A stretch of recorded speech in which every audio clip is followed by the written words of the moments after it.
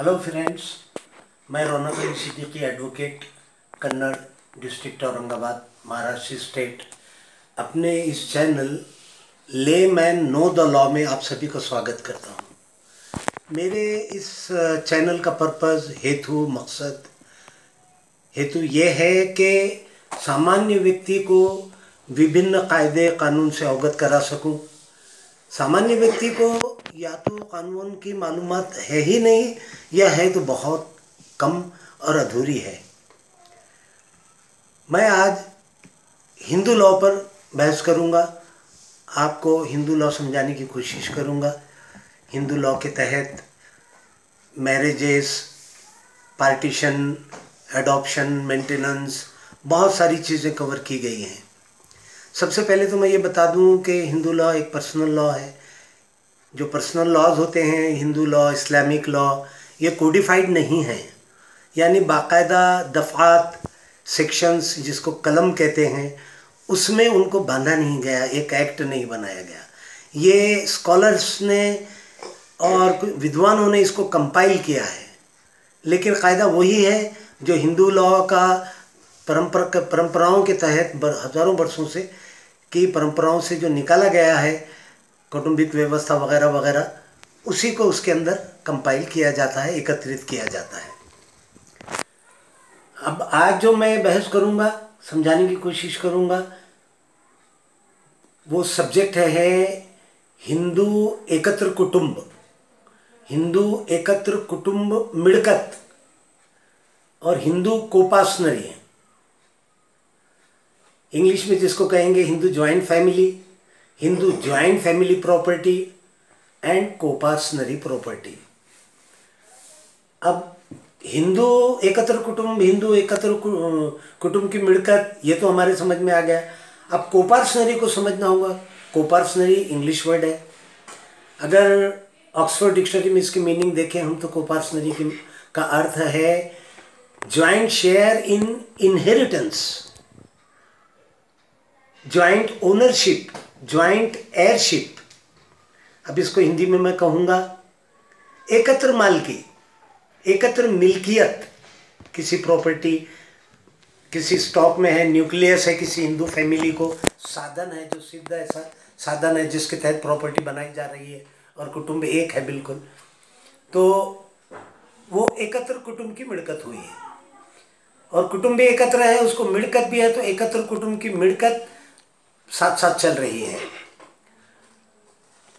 कोपासनरी को Hindu adoption and maintenance act के section 19 subsection 2 में यूँ डिफाइन किया गया है, उसकी व्याख्या यूँ की गई है, coparcenary property means which consist of ancestral property and of joint acquisitions और property thrown into the common stock and acquisition to that property. यानी कोपासनरी प्रॉपर्टी का अर्थ ऐसी प्रॉपर्टी, ऐसी मिल्कियत, ऐसी मिड़कत जो एंसेस्ट्रल प्रॉपर्टी, वडिलोपार्जित प्रॉपर्टी से बनी है, या ऐसी प्रॉपर्टी जो एंसेस्ट्रल तो नहीं थी, लेकिन एकत्र कुटुंब में रहते हुए एकत्र कुटुंब के तमाम सदस्यों ने मिलकर कमाई की, खेत खरीदा, मिलकत खरीदी, ऐसी प्रॉपर्टी। या ऐसी प्रॉपर्टी के किसी भी व्यक्ति ने, जब वो एकत्र है, एकत्र कुटुंब का मेंबर है, एकत्र कुटुंब का सदस्य है, उसने कुछ भी कमाया वो कॉमन स्टॉक में डाल दिया, एकत्र कुटुंब की मिल्कियत में डाल दिया, ऐसी कोई प्रॉपर्टी। और ऐसी प्रॉपर्टी जिसमें एक्रीशन मीन्स एडिशन, सादे लफ्जों में कहूँगा मैं, उसमें भर्ती होती चली गई, कमाते गए, बढ़ाते गए, ये हो गई कोपासनरी प्रॉपर्टी की व्याख्या। अब हिंदू एकत्र कुटुंब और हिंदू एकत्र कुटुंब की मिड़कत, इसमें अंतर है। हिंदू एकत्र कुटुंब सिर्फ प्रॉपर्टी है, जायदाद है, खेत है, मकान है, दुकानें हैं, इसीलिए एकत्र कुटुंब उस प्रॉपर्टी के अंतर्गत ही एक कुटुंब है, गोया ऐसे नहीं है। एकत्र हिंदू कुटुंब होने के लिए प्रॉपर्टी का होना जरूरी नहीं है, ऐसी भी फैमिली हो सकती है एकत्र Hindu family. Joint Hindu family जिसकी कोई प्रॉपर्टी ना हो, सभी मजदूरी करते हों, कमाते हों, लेकिन एकत्र हैं। हिंदू एकत्र कुटुंब के अंदर रिश्ते नाते, उनकी गरिमा, परंपराएं, सभ्यता, मान्यताएं इन सब से जुड़ी हुई होती है। और अगर प्रॉपर्टी है तो वो प्रॉपर्टी एकत्र हिंदू कुटुंब भी है, एकत्र हिंदू कुटुंब की प्रॉपर्टी भी है। लेकिन कोपासनरी प्रॉपर्टी एकत्र हिंदू कुटुंब की मिड़कत, ये संकल्पना प्रॉपर्टी से जुड़ी हुई है, थोड़ी डिफरेंट है, थोड़ी अलग है एकत्र हिंदू कुटुंब की संकल्पना से। इसमें प्रॉपर्टी चाहिए। अब कोपासनरी प्रॉपर्टी कैसे हो? 6 भाई हैं, 5 भाई हैं, 4 भाई हैं, ये एकत्र हैं, साथ ही रहते हैं। अब एक ही भाई कमाता चला गया, उसी के नाम से प्रॉपर्टी लेते रहे। बड़ा भाई है, बड़ा बेटा है, बाप ने भी कुछ नहीं कहा, लेकिन चलती रही, कमाई होती रही।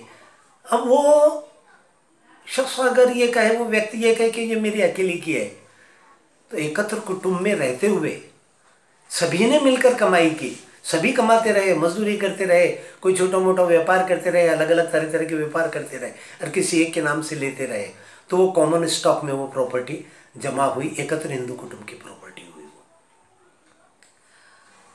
अब अगर वो एक व्यक्ति चाहे कि मैं इससे अलग हो जाऊं, तो वो अपना शेयर मांगकर उसको पर्सनली प्रॉपर्टी से निकल सकता है।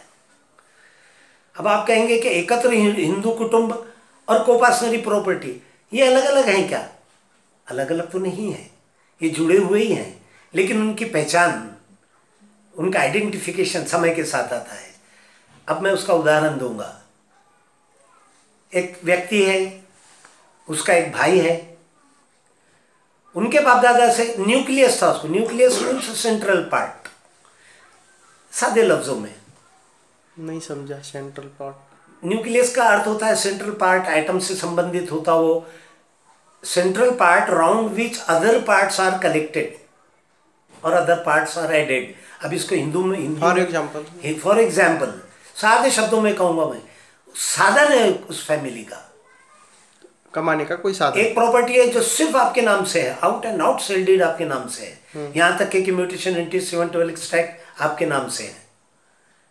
अब अगर मैं ये कहूं कि ये आपकी अकेले की एक मेयो, बगैर किसी का हिस्सा वो हक होते हुए ये आपकी अकेले की प्रॉपर्टी है, तो मुझे ये बताना पड़ेगा सबसे पहले तो कि मेरे एकत्र हिंदू कुटुंब को न्यूक्लियस था, यानी एक साधन था, और उस साधन पर हमारी जिंदगियां गुजरती थी, हम कमाते थे और कॉमन स्टॉक में प्रॉपर्टी ऐड होती रहती थी। There was accretion to the property, different properties were acquired and thrown into the common stock. ये मुझे साबित करना होगा। अगर साधन ही नहीं दिख रहा है, मेरे दादाजी के पास में कुछ भी नहीं था, मजदूर थे, मेरे पिताजी के पास कुछ भी नहीं था, देहांत हो गया, लेकिन हमारा एकत्र हिंदू कुटुंब रहा, लेकिन ऐसा कुछ नहीं था साधन कि जिससे ये बताया जा सके कि आपने वो प्रॉपर्टी एकत्र साधन से कमाए हुए पैसों से आपने वो प्रॉपर्टी खरीदी है। ये बताने का अगर साधन ही नहीं है तो वो मैं साबित नहीं कर पाऊंगा, इसलिए न्यूक्लियस कहा गया है उसको। तो सादे शब्दों में, इसका आर्थिक शब्द नहीं, ऑक्सफोर्ड डिक्शनरी के हिसाब से ये उसके मीनिंग गलत हो जाएंगे। ये साधन, ये बताने के लिए कि हमारे कुटुंब को ये साधन था जिसके जरिए हमने बाद में 50 जायदादें, 50 मिड़कतें, 50 अराजी, दुकानात, मकानात खरीदे। अब एकत्र हिंदू कुटुंब और एकत्र हिंदू कुटुंब की प्रॉपर्टी और कोपासनरी प्रॉपर्टी, मैं अब मेरे पहले मुद्दे पर आऊँगा। 2 भाई हैं, न्यूक्लियस था यानी साधन था, एंसेस्टर प्रॉपर्टी थी, दोनों साथ में रहते थे, दोनों मिलकर कमाते थे, कम ज़्यादा मेहनत करते थे, लेकिन उन्हीं पैसों में से कोई शिक्षण लेता था, डिग्री लेता था, वकील, जज, इंजीनियर हो जाता था, लेकिन कुटुंब एकत्र। साधन, एक ही साधन से शिक्षण लिया गया, एक ही साधन से प्रॉपर्टीज बनाई गई, बढ़ाई गई, एक मकान के 10 मकान हुए, एक खेती के 10 खेतियाँ हुई, जेवर हुआ, प्लॉट्स हुए, चल अचल हर किस्म की प्रॉपर्टी खरीदी गई, चल और अचल। हाँ, तो वो सभी की मिलकत हुई, उसको लेकर चलते रहे। फिर उन 2 भाइयों में बैठकर खुशी से, बिल्कुल बगैर किसी विवाद के, दोनों में बंटवारा हुआ, दोनों ने अपना अपना हिस्सा अलग कर लिया, कुटुंब की व्याख्या बदल गई, एक दूसरा कुटुंब अस्तित्व में आया। एक भाई, उसके बेटे बेटियां, उसके बेटे बेटियों की उसके बेटे बेटियां, ये सब मिलके एकत्र कुटुंब में तो रह रहे थे, लेकिन अब वो जो प्रॉपर्टी है, जो उस व्यक्ति को बंटवारे में वडिलोपार्जित मिल्कत में से, वडिलोपार्जित मिल्कत के जरिए कमाए हुए जेवरात, पैसा वगैरह वगैरह वगैरह में जो भी हिस्सा मिला वो लेकर वो अलग हो गया। लेकिन एंसेस्ट्रल प्रॉपर्टी, वडिलोपार्जित प्रॉपर्टी थी, हिंदू एकत्र कुटुंब की प्रॉपर्टी थी, जो अब उसके हिस्से पर आई। अब उसके हिस्से पर ही प्रॉपर्टी आ गई। अब उसके बेटे हैं, बेटियां हैं, बेटे बेटियों के बेटे बेटियां हैं। अब ये प्रॉपर्टी को अगर हम तस्वुर करें तो क्या है ये? तो ये कोपर्सनरी प्रॉपर्टी है। को यानी सम, सबको शरीर का हिस्सा, सम हिस्सेदार। हाँ। कोपर्सनरी की एक मीनिंग मैंने को एयरशिप भी बताया। अब एयर ये शब्द की व्याख्या भी बता दूं आपको। इसका प्रोनाउंसिएशन बहुत से भाई हेयर करते हैं, लेकिन एच इसका जो है ये सेमी वॉवेल है, इसका हा ह उच्चारण नहीं होता। एयरशिप है वो, को एयरशिप। एयर का अर्थ है जिसका वडिलोपार्जित मिल्कत में या साथ कमाई हुई खुद के कष्ट से किसी भाई के साथ मिलकर कमाई हुई प्रॉपर्टी में का हिस्सेदार, को एयर। सम हकदार, सम हिस्सेदार। किसी भाई की प्रॉपर्टी में से कमाया हुआ हिस्सेदार। दो भाइयों ने मिलकर, या तो उनकी वडिलोपार्जित में प्रॉपर्टी थी वो, लेकिन बराबर बराबर शेयर था, हिस्सा था। तो पिताजी का देहांत हो गया, को एयर्स को मिल गई, वो दोनों भाइयों को मिल गई। या दोनों भाइयों ने मिलकर कोई प्रॉपर्टी कमाए अपनी मेहनत से, मशक्कत से, तब वो दौड़ धूप करके कमाए हैं, कोई खेत लिए हैं, तो वो दोनों की वो को शेयरर्स हुए वो। अब उनमें से किसी का देहांत हो गया तो उसकी औलाद को एयर हुई पहले भाई की औलाद के साथ। अच्छा, को दूसरे हिस्सेदारों के साथ वो को एयर हो गए हो। को ये सम हिस्सेदार, को एयर, एयर, not hair. सम हिस्सेदार। That's a wrong pronunciation. जी जी।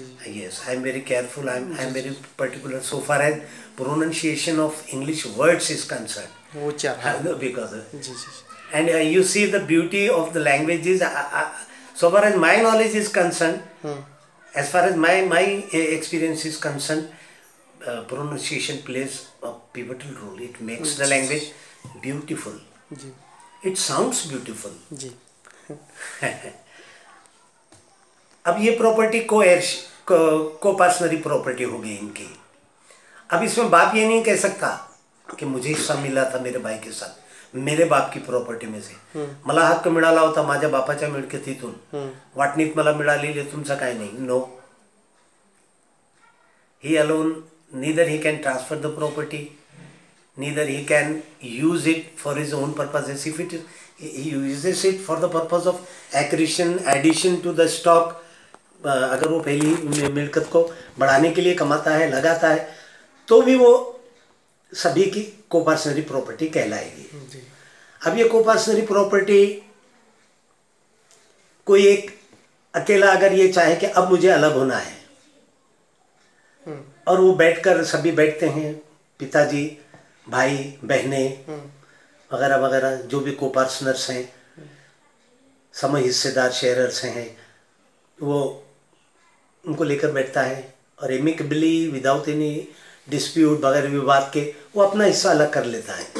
तो इसका मतलब ये नहीं कि कोपार्टनरी प्रॉपर्टी टूट गई. It is continuing my dear friend. For the remaining co-partners who have not severed their share, who have not fallen out from the co-partnering property, जो कुटुंब से अलग नहीं हुए, अब वो व्यक्ति ने ली, अब अगर उसको देने से इनकार करते हैं तो he can institute a suit for partition. वो कोर्ट के अंदर दावा ला सकता है कि ये मेरे एंसेस्टर हिंदू को-पर्सनरी प्रॉपर्टी है और मेरा इसमें इक्वल शेयर है. वो ला सकता है दावा. अगर वो न्यूक्लियस सिद्ध करता है, सेंट्रल पार्ट साधन बताता है पूर्वजों का उसके कि ये मेरे दादा की थी, अब पिता तो हैं हयात, सपोज पिताजी भी नहीं है, तो ये मेरे पिताजी ने कमाई थी, हमारा एकत्र कुटुंब था, वो अगर न्यूक्लियस सिद्ध करता है और वाकई में है उस कुटुंब को, तो फिर उसका शेयर कहीं भी नहीं जाता, subject to limitation. Unlike Islamic law, in Islam, as per Islamic law, since there are no birth rights, it's only at the time of death of the Muslim ancestor that the shares of Muslim sharers, Muslim heirs,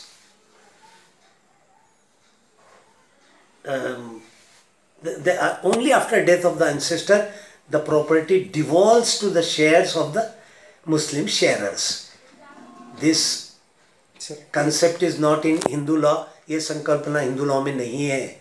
birth right है यहाँ, हिंदू एकत्र कुटुंब की मिलकत हिंदू को personally property में पैदाइशी हक है, और ये हिस्सा फ्लक्चुएट होता है, ये किसी का मृत्यु हो जाने से घटता है, कम होता है, कोई नया बच्चा जन्म आने से, यहाँ तक कि माता के गर्भ में भी अगर है वो, तो उसका भी हिस्सा बन जाता है, तो दूसरे को पर्सनल का हिस्सा कम होता चला जाता है। अब मैं आपको बताऊं, बहुत दीर्घ काल पहले 1956 से भी पहले हिंदू स्त्री को, हिंदू बेटी को हक मांगा हक वो हिस्सा नहीं था वडिलोपार्जित मिलकत में। स्त्री धन के नाम पे जो मिल गया, और उसके बाद 1956 उसके आसपास कायदा आया कि बाप के हिस्से में से उसको हिस्सा मिलेगा। वो भी कैसे कि बाप में और बेटों में बंटवारा हो गया, बाप के हिस्से पे प्रॉपर्टी आ गई, बेटों के हिस्से पे चली गई, फिर भी वो फौरन बाप से तलब नहीं कर सकती थी, मांग नहीं सकती थी कि मला माझा हिस्सा देऊन टाका। बाप का देहांत हो गया, फिर से बांटनी होगी सब बेटों के साथ, बाप के हिस्से में से उसको मिलेगा। तो हमारे सीनियर मोस्ट एडवोकेट अब इस दुनिया में नहीं रहे, उनके मराठी शब्द मुझे याद आते हैं, तो हिस्सा जब मुलीला मिळत होता तो चहा पाण्याला भी पुरत नव्हता, अशी परिस्थिति होती। फिर आहिस्ता आहिस्ता बदल हुआ। 2294 को कायदा एक नया सेक्शन उसको सब्स्टिट्यूशन आया, गोया उसमें एक दुरुस्ती हुई कि बेटी को भी हिस्सा रखा गया। 2294 के बाद जो भी बच्चियों के लग्न हुए, विवाह हुए, उनको बेटों के साथ बराबर हिस्सा दिया गया। लेकिन उसमें भी कंडीशन थी कि 22 से उस दुरुस्ती के पहले, उस अमेंडमेंट के पहले जिनकी शादियाँ हो गई उनको कुछ भी नहीं था। उससे भी पहले ये परिस्थिति कि बेटी हिस्सा भी है अगर बाप के हिस्से में, तो वो वाटनी का दावा नहीं ला सकती थी। जब मर्द बाप या बेटे दावा लाएंगे तब वो आएगी, बाप के हिस्से में से हिस्सा लेगी। अब 2005 में फिर एक दुरुस्ती हुई हिंदू सक्सेशन एक्ट में, जैसे हिंदू सक्सेशन एक्ट में 22 से 1994 को हुई थी। तो अभी समझ लो माताओं बहनों, मैं आप सभी से विनती करूंगा कि इस बात पर गौर करें। अब ये परिस्थिति नहीं रही।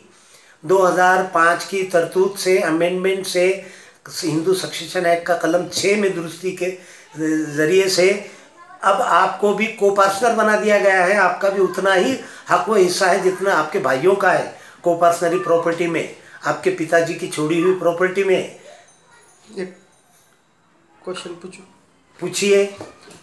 मेरा ये कहना है, अगर पिताजी जिंदा है और बेटियों को और भाई के बीच जमरा नहीं है, तो बेटियां उनका हिस्सा मांग सकती क्या? यानी बहने भाई से? हाँ। पिताजी नहीं है? पिताजी है, अभी हयात है। यस। तो उसके लिए क्या करना पड़ता? शी कैन आस्क, वो मांग सकती हैं। अगर नहीं दे रहे तो she can request, she can pray with folded hands to her father and brothers, please come sit together, let us partition the property, and my share may kindly be severed and given in my separate possession. वो कह सकती है कि भाइयों, पिताजी मेरी बन नहीं रही, मुझे मेरा हिस्सा अलग करके दे दीजिए। तो इसलिए कह रहा हूँ कि बहनों बेटियों समझ लो, अगर ऐसी परिस्थिति है, आप पर अत्याचार है, मैं ये नहीं कहता कि झगड़े करो, लेकिन आपको डर है कि अब आपका हक हिस्सा ख़त्म कर दिया जाएगा, गसब कर लिया जाएगा, आपको वंचित कर दिया जाएगा, तो मांगिए कॉर्डियली, अच्छे माहौल में, बिना किसी विवाद के देते हैं तो बहुत अच्छी बात है। नहीं दे तो वरना गो टू द कोर्ट, जाइए अदालत में, न्यायालय में जाइए, दावा दाखिल कीजिए।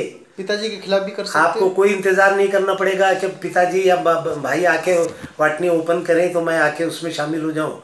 There is no such necessity, no longer. इसके लिए प्रॉपर्टी कौन सी चाहिए? बाप दादा की। ऑफ कोर्स, यहाँ बाप दादा की भी होना जरूरी नहीं है। हिंदू को even if it is self acquired property of the deceased father, हयात है, आफ्टर डेथ, हयात, it's only after death of the owner of the property yes, who dies, who shall who part dies intestate, बगैर किसी हस्तांतर किए के अब अपना हक, अपना हिस्सा, अपना हित किसी प्रॉपर्टी में रखते हुए चला जाता है, छोड़ जाता है, वो कोपार्टनर की प्रॉपर्टी होगी, बेटियों को भी बेटे के बराबर होगा। अगर हिंदू प्रॉपर्टी एकत्र कुटुंब की और उस वक्त पिताजी किसी एक ही बच्चे के, लड़के के नाम पे करके चले गए, अपने हिस्से की हद तक कर सकते हो किसी एक बेटे के नाम से, अगर वो सेल्फ एक्वायर्ड प्रॉपर्टी है। देखिए अब ये लंबी बहस हो जाएगी, फिर भी मैं इस पर रोशनी डालूंगा। माताओं, बहनों, भाइयों, गौर से सुनिए, मुझसे कहीं चूक हो जाए, गलती की जाए, कमेंट में मुझसे दुरुस्ती कराइए। नोबडी कैन क्लेम मास्टरी, मैं भी कोई मास्टर नहीं हो गया, लेकिन अब पिताजी का देहांत हो गया, या यूँ समझिए कि दादाजी का देहांत हो गया, आपके पिताजी अपने भाइयों से वडीलोपार्जित मिलकत में का हिस्सा लेकर अलग हो गए, अब साथ में रह रहे हैं, आपके पिताजी का देहांत हो गया, ये तरतूद 2005 की तरतूद के तहत अब आप सबको उपासना एकत्र रह रहे हैं, कई दिनों तक सब कुछ अच्छा चलता रहा, कोणताही वाद विवाद नव्हता, कोणत्याही प्रकारची समस्या निर्माण झालेली नव्हती, परंतु आता हिंदी अभी आपको बहुत तकलीफ दी जा रही है, आपको खाने पीने की तकलीफ है, आपको ये बार बार जताया जा रहा है कि आप कुछ नहीं करते, मेहनत हम करते हैं ये, लेकिन नज़र आ रहा है आपको कि आपके बाप की छोड़ी हुई बहुत सारी जायदाद है, तो आप उनको, अगर कोई बेटा ये कहे कि ये मेरे नाम से मेरे पिताजी ने कर दिए थे, यही था, ये मुद्दा आपने मुझ पर डाला है, लेकिन वो कोपासनरी प्रॉपर्टी होने के साथ साथ अगर हिंदू एकत्र कुटुंब की भी मिलकत थी, वो जो एकत्र हिंदू कुटुंब खत्म नहीं हुआ था, जारी था, तो वो पिता अपने बेटे को अपने शेयर की हद तक अगर खरीदी दिया है तो उसके शेयर की हद तक वो बेटे को उसकी मालकी मिलेगी। He will acquire title, he will acquire ownership to the extent of the share of his father and not more. तो अब हिंदू स्त्री, हिंदू बेटी, हिंदू बहन कोर्ट में जा सकती है, बेटे के बराबर बराबर उसको हिस्सा है, लेकिन एक बात यहाँ याद रखें आप, अब ऐसी चीज़ें जो बहुत डिस्टेंट पास्ट में हो चुकी हैं, बंटवारे हो गए, बेच दी गई, सैकड़ों खरीदार हो गए उसके, सैकड़ों हाथों में आकर और सैकड़ों हाथों में वो प्रॉपर्टी पहुंच गई, कहाँ से कहाँ पहुंच गई, किसी चीज़ को चैलेंज नहीं किया गया कि ये हिंदू एकत्र कुटुंब की थी। अब अगर आप आएंगे और ये हिंदू सक्सेशन एक्ट की दुरुस्ती सेक्शन 6 की, इसका ढोल पीटेंगे तो नहीं चलेगा। यहाँ तक कि 20 दिसंबर 2004 के पहले की अगर कोई वाटनी है, वो वाटनी सही तरीके से की गई, कम ज़्यादा नहीं है, किसी को हल्की ज़मीन दे दी गई, बहुत कम दे दी गई, किसी ने बहुत सारी ले ली, वो ऐसी वाटनी को चैलेंज किया जा सकता है। यहाँ कोई कंडीशन नहीं होगी कि 20 दिसंबर 2004 के पहले की है ये।